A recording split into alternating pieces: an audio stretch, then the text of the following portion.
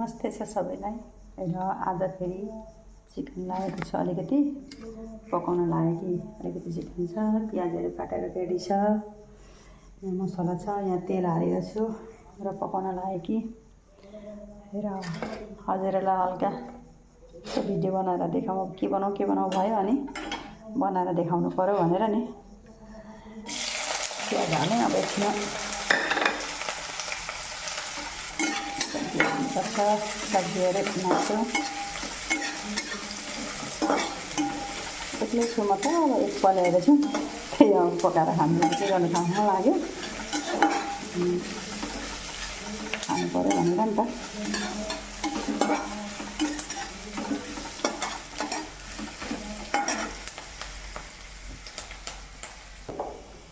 तेल खारिसक्यो, अब ओइलिदिनु पऱ्यो।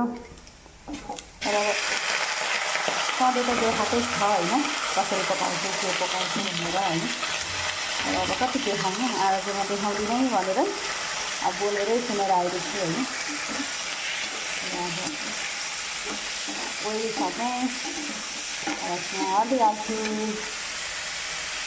हल्दी हालेर नमक हालेर अनि छोपिदिन्छु। हामी सँगसँगै हिँड्दा